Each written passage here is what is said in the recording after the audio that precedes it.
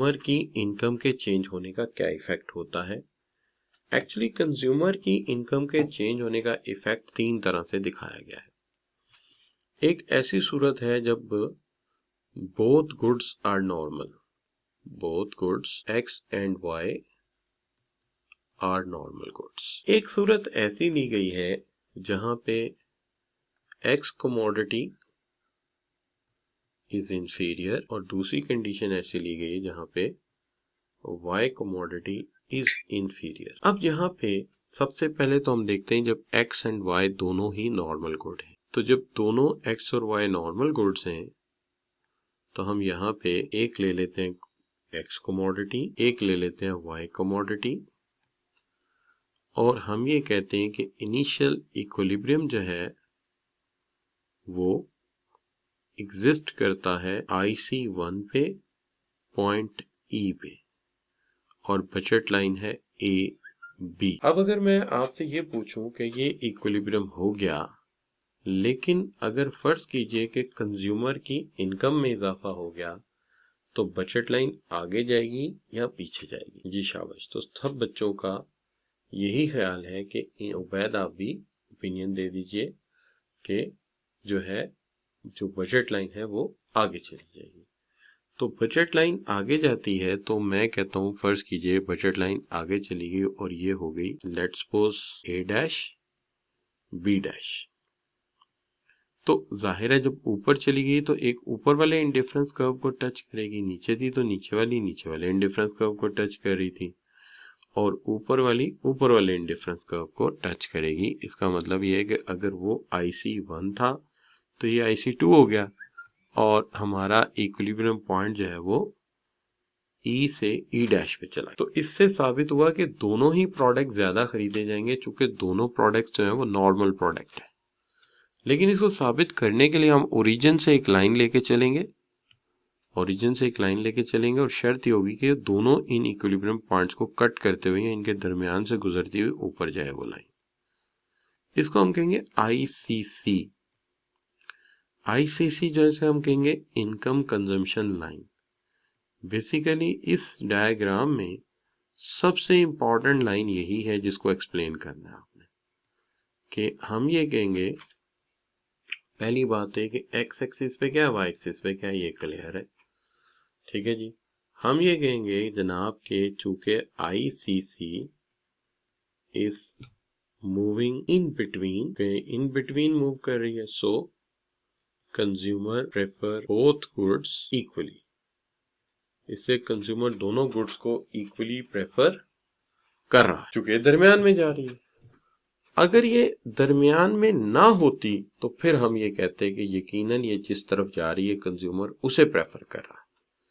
लेकिन इनकम के बढ़ने पे अगर ये बिल्कुल दरमियान में रहती है, इन बिटवीन रहती है, ये मिडल में रहती है, तो इसका मतलब यही है कि कंज्यूमर दोनों को प्रेफर कर रहा है, दोनों चीजें ज्यादा खरीद रहा है। क्लियर जी। ये बात थोड़ी और वाज़ह करते हैं, अगले डायग्राम को साथ मिलाते हैं। यहाँ हमने सपोज किया है कि हमारी जो एक्स कमोडिटी है वो इंफीरियर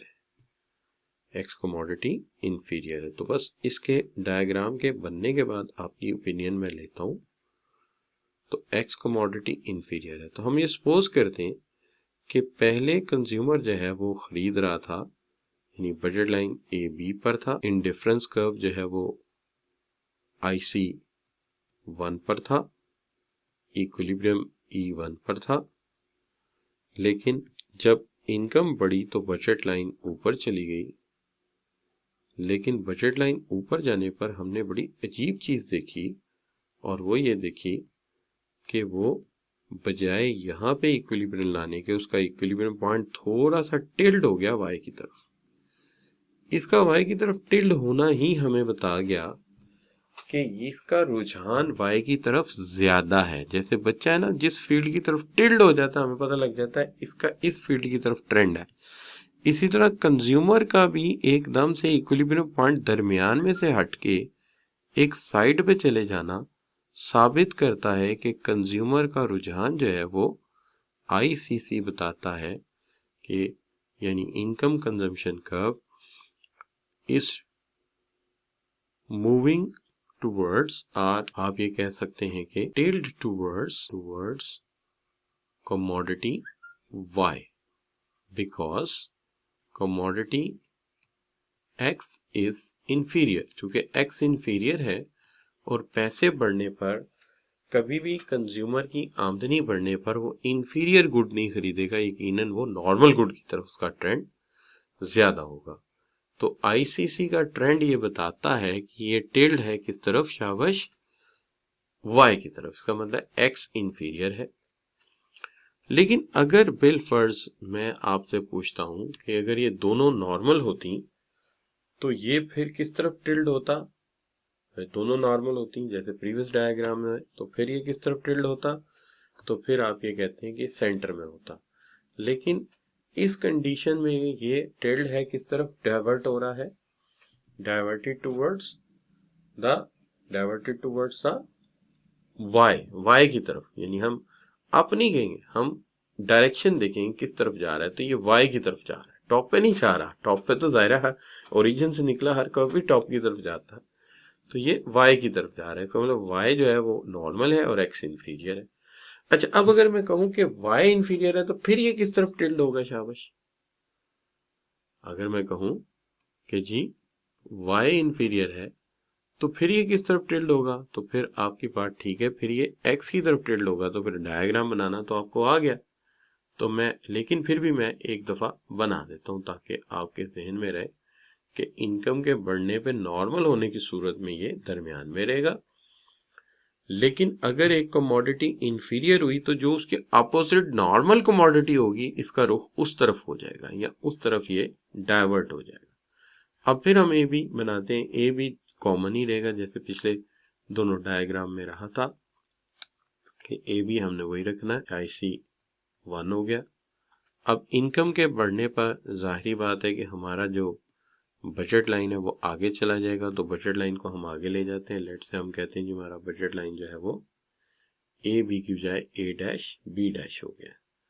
अब हमारा जो इंडिफरेंस कर्व है वो बजाय सेंटर में होता वो टिल्ड हो गया है, या थोड़ा सा उसका अगला पॉइंट जो है वो टेंजेंट हुआ जाके थोड़ा सा एक्स की तरफ। तो इससे हमें ये समझ आ रही है कि जो एक्स है वो हमारा नॉर्मल है और वाई जो है हमारा वो इंफीरियर गुड है। इसलिए ICC is diverted towards X commodity because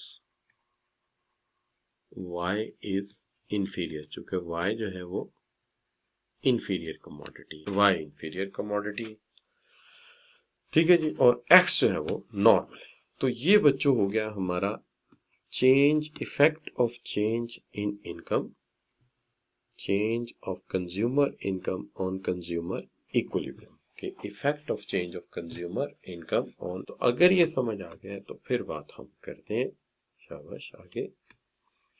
ji clear हो गया जी? अगर क्लियर है तो सब बच्चे जी लिख के एंटर कर दें। और अब इस दफा जो है मैं इसको पहले जो है वो सेव करता हूं, फिर कुछ और करूंगा। तो ये मैंने पहले इसको सेव कर। अब मसला ये है कि एक इफेक्ट ऐसा है जो थोड़ा सा मुख्तलिफ अंदाज से